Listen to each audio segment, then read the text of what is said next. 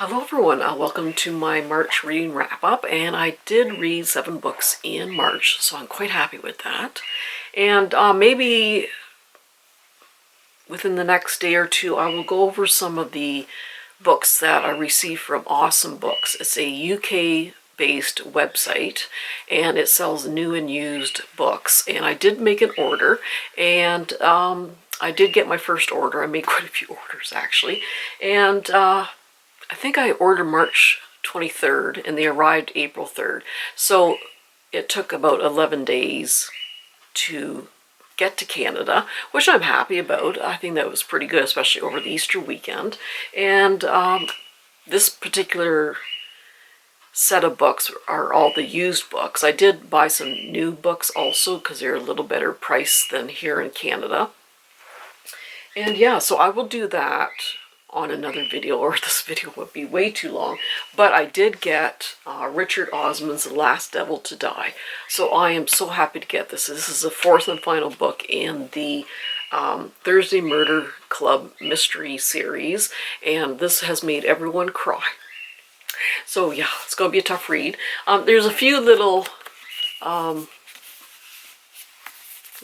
rips here and there, but otherwise, I mean, it's in pretty good shape otherwise.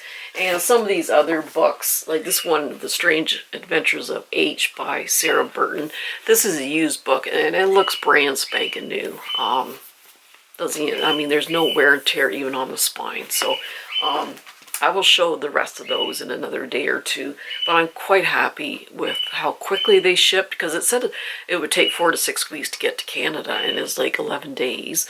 And all of them are in fairly decent shape, so I'm quite happy with them. They're like $5 or $6 Canadian each.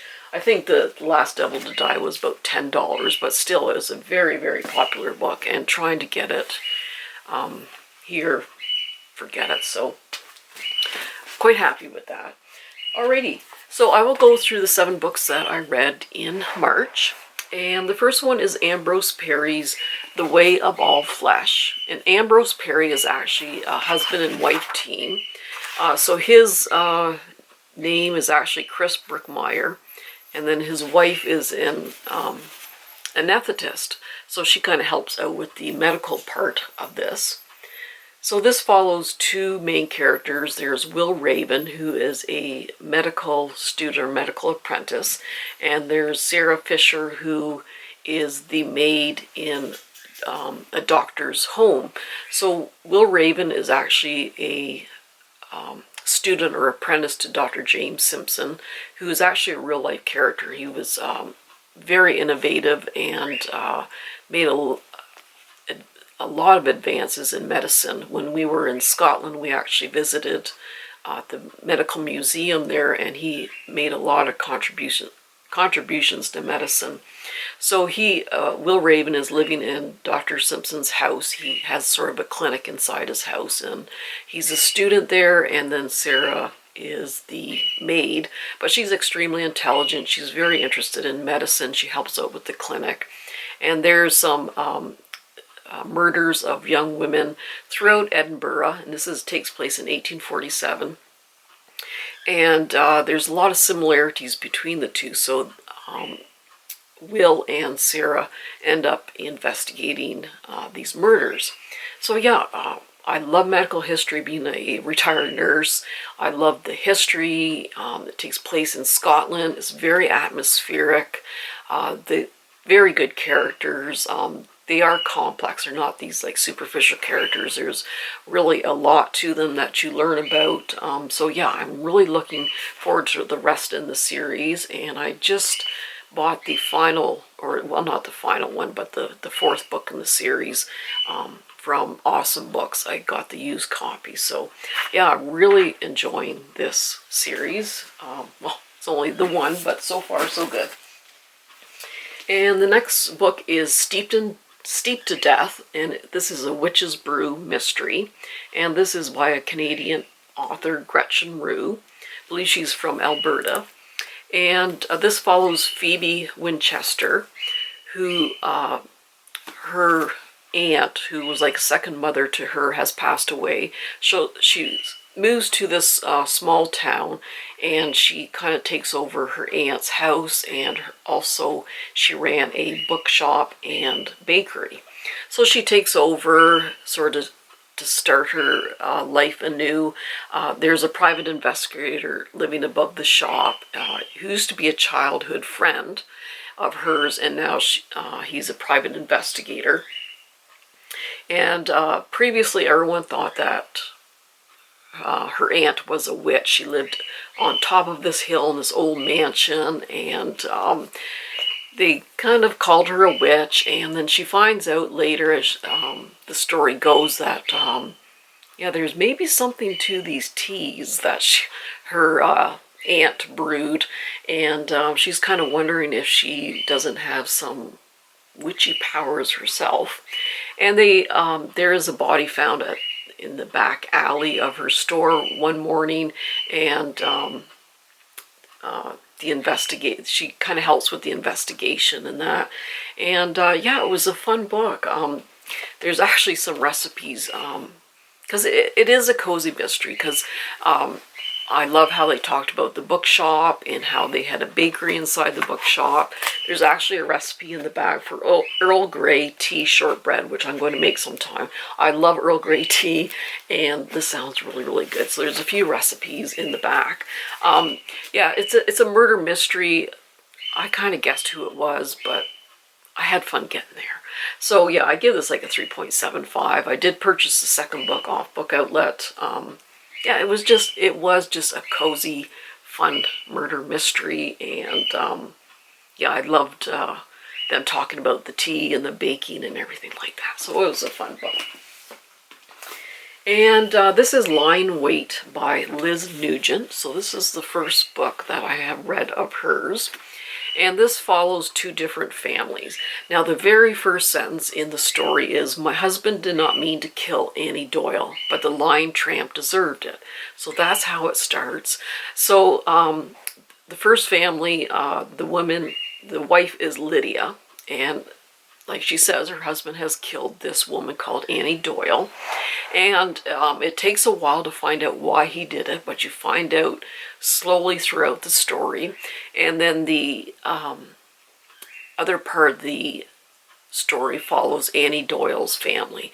And you find out they sort of go back and forth from the past to the future, and you find out just how dysfunctional both these families are and how their lives eventually converged.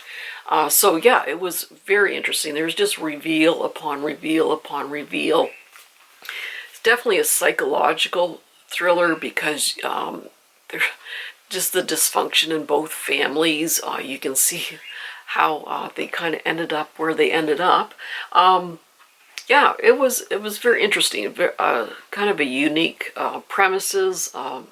Haven't read anything quite like this before, and I don't know how I would rate this. Maybe about a 4, because it was pretty page turning. It didn't really slow down too much at any point. Did you have to suspend your belief? Yes, you did. There's some very interesting decisions made, but then again, they're very dysfunctional, these two families. So yeah, it was pretty interesting. And I did purchase the new Liz Nugent book. What was it called? Sally Diamond, something Sally Diamond. So that one really sounds interesting too. But yeah, this is very complex too. It was just twists and turns and reveals, and yeah, just pretty page turning in that respect. And then this is Ellie Griffith's The House at Sea's End. This is the third or fourth book. Oh, this is the third book in the Ruth Galloway mystery series, and I'm really enjoying this series.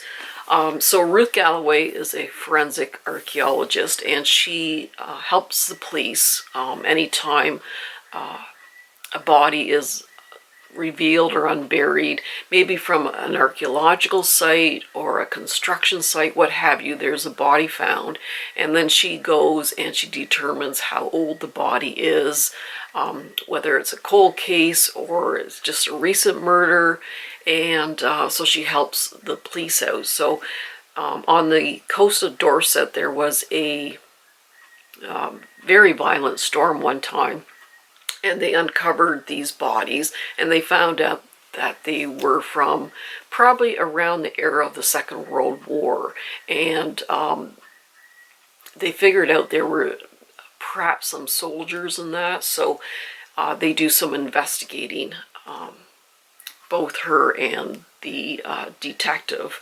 And yeah, I really enjoy these mysteries. I never guess who it is. They complex enough, right? I have no idea who the culprit is. Very atmospheric. Takes place on the Dorset coast. There's a lot of history and science kind of mixed in with these mysteries, and there's a very interesting relationship between Ruth and the detective, and we see how that's evolving. So yeah, I really enjoy this series, so I give that about 4.5 stars. And then this is by Deanna Raybourn, Killers of a Certain Age, and she does the Veronica Speedwell series, which I absolutely love that series. And so I thought I'm going to try this one too, because I love that other series so much. So this follows 4 women assassins who have just retired. So back when they were all maybe around the age of 20 or so, they were all recruited at the same time to this corporation that basically assassinates people who are threatening world order, I guess you could say. The people who are being assassinated are pretty nasty people. They're killers themselves, or drug dealers, or what have you. So for 40 years, this group of 4 women have been assassinating people. And then they get together, they're all about 60, and they get together for a kind of a retirement cruise that their company has paid for. So they're on this cruise, and they find out that someone's trying to kill them all. So they have to get together and find out who's trying to kill them and try to stop them. So did I like this as much as the Veronica Speedwell mysteries? No. I did kind of like the mysteries and the banter and the humor better with the Veronica Speedwell. This did have humorous parts in it, for sure. Kind of laugh out loud, funny kind of parts. A lot of the characters are going through some struggles. One is just a fairly recent widow and health problems and things like that. Yeah, it was enjoyable though. I would probably give this about a 4-star.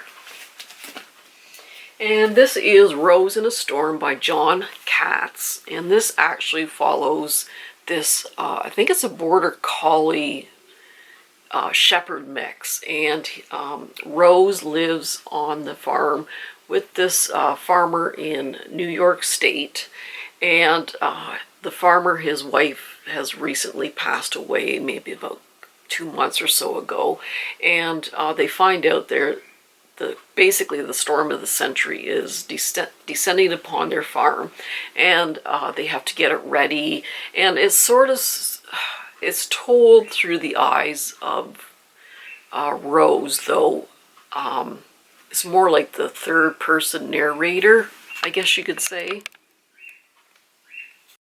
Oh, sorry, that battery's just draining so quickly. Anyway, yeah, it just follows the few days where this storm is just raging for days on end. And I never grew up on a farm. My grandparents did, my mom did. But you find out just how tough farm life is, especially when this gentleman's trying to do things on his own, and just how intelligent these working dogs are. I do have Springer Spaniels, a couple of English Springer Spaniels, and man, it's just so fun to watch them. They're not hunting dogs, ours aren't hunting dogs, but still just fascinating to watch them work. And how intelligent these Border Collies are is just amazing. So yeah, it was just a fun story, and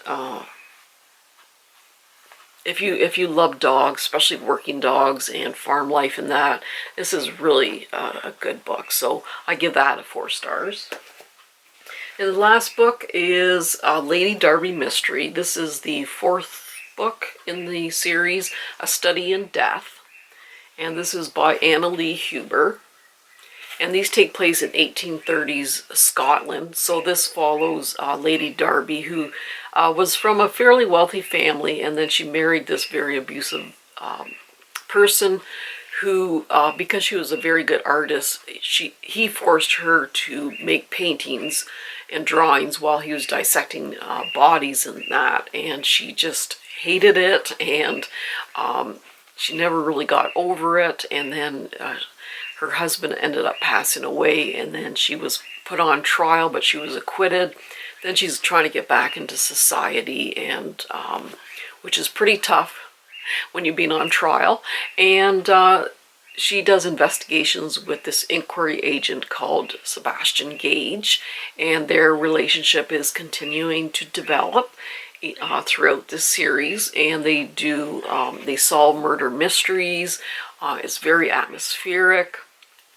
It takes place in Scotland, which I just love to read about. And yeah, I'm really enjoying this series, and yeah, give that a 4 star. So that is what I read in March, and presently I'm almost finished The Mad Woman's Ball by Victoria Mass. And this actually is a film, but I think it's on Amazon Prime, but I'm not sure. But I would really like to watch the movie of this. So it takes place in Paris at the Salpêtrière Asylum in 1885, and it just follows women who are in this asylum, and the one main character is actually sent there by her father because she let her grandmother know that she can see and communicate with dead people, so she is sent to this asylum. So yeah, almost done. Should get that finished tonight. So I will hopefully maybe film tomorrow my haul from Awesome Books and just tell you a little bit more about Awesome Books. And so let me know what you've been reading lately. And everyone take care, and happy reading for April. See you soon. Bye-bye.